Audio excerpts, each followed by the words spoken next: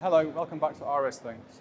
In this video we're going to be looking at the Polestar 2, which is currently on display at this art gallery in Shoreditch in London. So let's go have a look.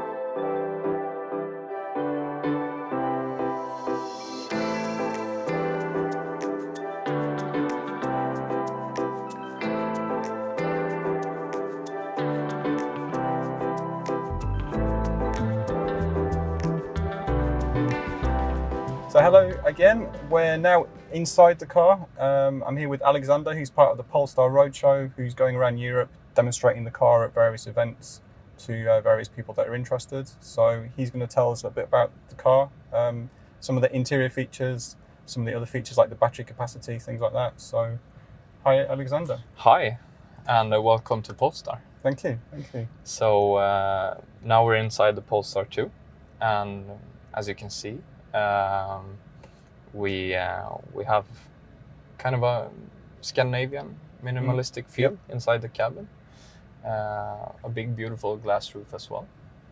Yeah, the roof is fantastic. I was sitting in the back earlier, and just the view you would get if you're outside would be fantastic. Yeah, and it also provides us with good headroom inside the car as well. And it makes the cabin quite airy.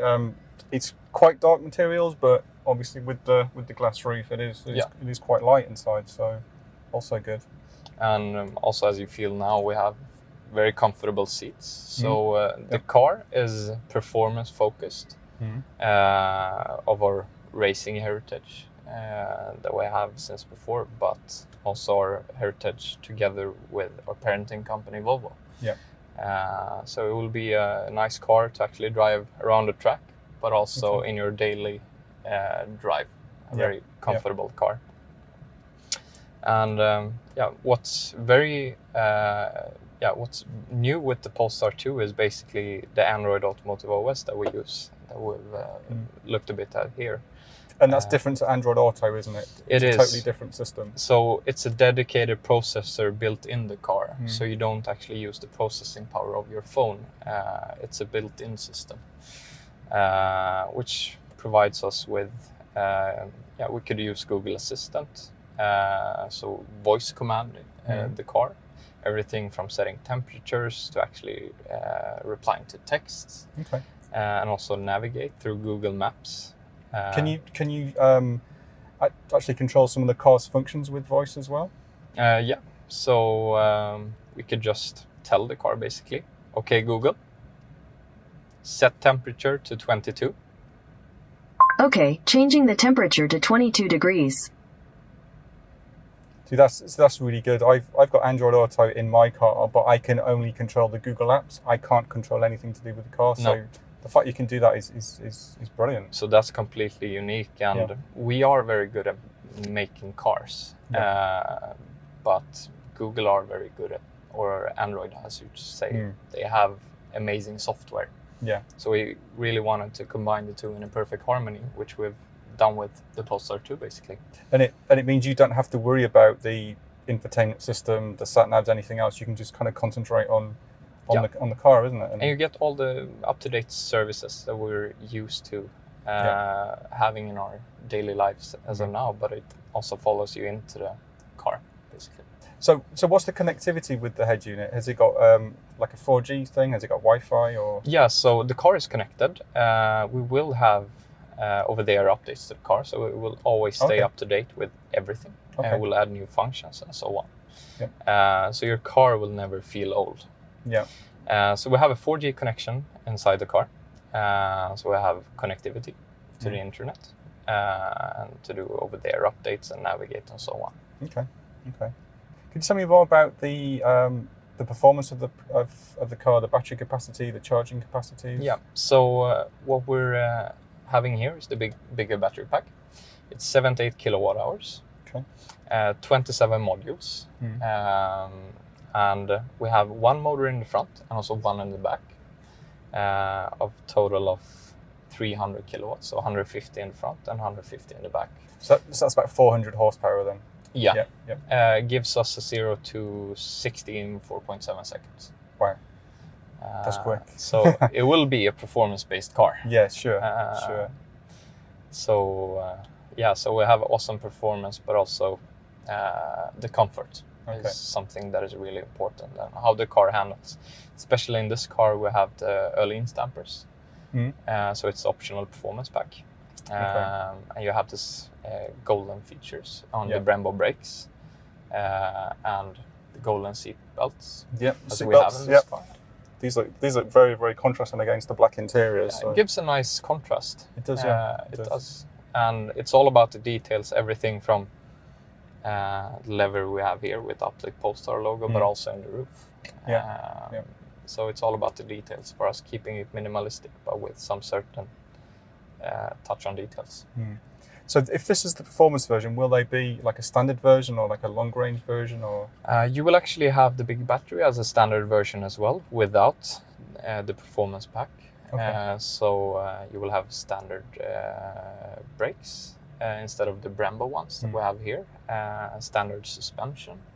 So this is and not the 20-inch forged wheels as we have on this particular one, but you will have a different option if you want a bigger set of wheels on the standard 78 kilowatt hour model as well. But this is more of a performance focused car, and 0 to 60 is not the important thing for us. That's not what we see as the actual performance. It's actually how the car handles around corners and so on. So that will be the difference if you spec your car with the performance pack.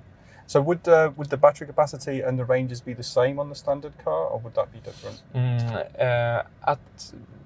At launch, we will only have the bigger battery, so 78 kilowatt hour pack. In approximately 1 year after launch, we will have a smaller battery pack and a more simpler car to get the cost down. So what we're looking at, the car we're sitting in now is somewhere around 59,900 euros, including German VAT of 19%. It's our launch price, you could say. So it's an estimation. So that's about 56,000 pounds then? Somewhere around there. And 1 year after, we will have something, the more simpler Polestar 2 for 39,900 euros instead. And that's about 35,000 pounds, I think. Yeah. The current rate. Yeah. Okay, great. What else could you tell me about this? So we have two beautiful and big screens here. Very nice. And the one behind the steering wheel is where you can see your navigation, speed and charge of your car. But you can also change it depending on if you want a simpler view with just speed and charging. You can also get your autonomous features in here, so you get a better overview of distance and so on to the car ahead. So what autonomous features does the car have? Could it drive itself? Can it maintain lanes? Can it? Bumper to bumper traffic. It will keep in lane and distance to the car in front through the adaptive cruise control. And we also have a camera here, so we use similar features as you have in Volvo cars at the moment. So it's pilot assist. And it will keep you in lane if you're going on a longer distance trip, and if you ever need to change lane, you just hit the blinkers and the car will merge lane. That's great. So what other features does the car have? I've noticed you've got the frameless mirrors, which looks pretty good. They are both beautiful, but also the purpose is that they gave us less drag with the car. So we don't have any frames. It's one component. It made the mirrors 33% more efficient than your standard sets of mirrors. So if you ever adjust them, the whole component is moving. Okay, so the mirror doesn't actually tilt within the housing then? It's totally the mirror? Totally the mirror. So it gives us this clean and nice look here. No fuzz around and no more Dumbo. So great looking, but also very efficient. Basically.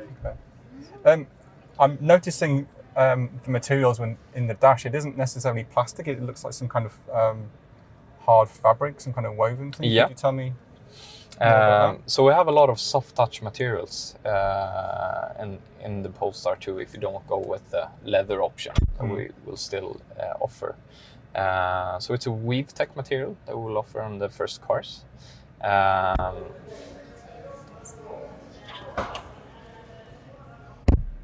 Just opening the bonnet so someone can have a look. Yes. Into it, so. So a lot of soft touch materials gives it's easier to clean. Yeah. And of course we don't use any leather in this process as well. And it still looks great and gives us this Scandinavian minimalistic look that we're really looking for with this car, because it's not only a statement regarding performance, it's also about the design of the car, what kind of feeling you get. And yeah, it feels good to be inside this cabin, I would say. And you also do a vegan interior option, I believe, as well. Yes. So we will have two colors, basically, a slate one and a charcoal one, that you can choose from on the first launch of the Polestar 2. It's great. It's great. So when do you think this will hit the market? When can people place orders for this car? If we're looking on the UK market, somewhere about a year from now, end of Q2 next year. That's for delivery, is that? Deliveries. Okay, so people can place an order now? They can put you can deposit down? put your deposit down. It's £1,000 and it's fully refundable as well. Yeah.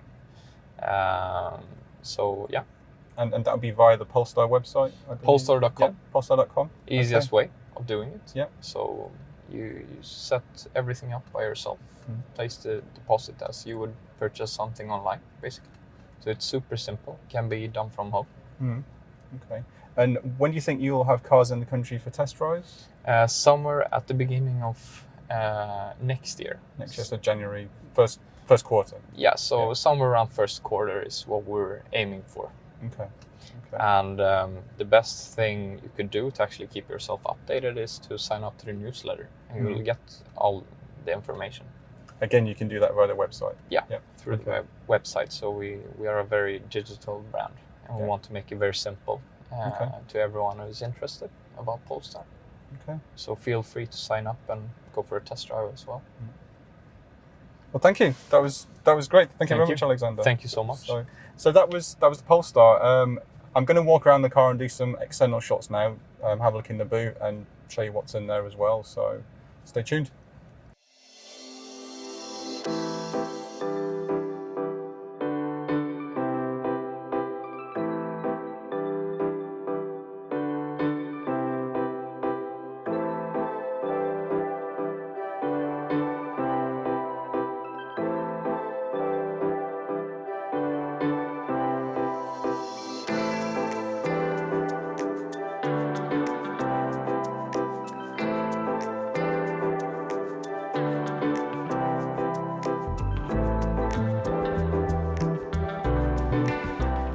Okay, so like before, I'm gonna get the seat adjusted to where I would have it, so it's comfortable for me, so we can check the space in the back. So that's fine. Don't need to even move the steering wheel, that's fine too. So let's go and see how much room I've got in the back.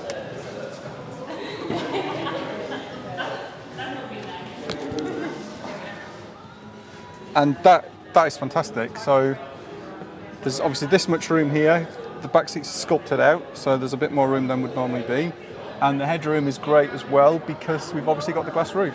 So it's quite a lot taller than it would be with a conventional roof. Seats feel really comfortable.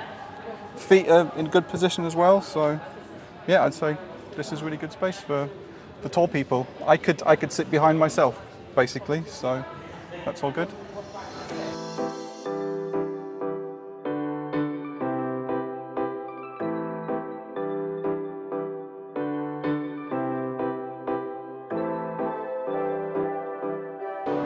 So that was a Polestar 2.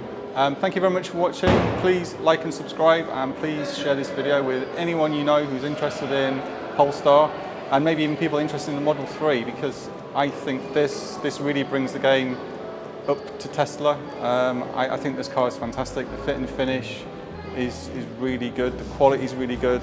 And you've also got the heritage there with Volvo in the back kind of pulling the strings. So I think it's a really great car. And if you are considering a Model 3, try and have a look at the Polestar 2 because you'll be blown away by how great it is basically. So thanks again and I'll see you next time.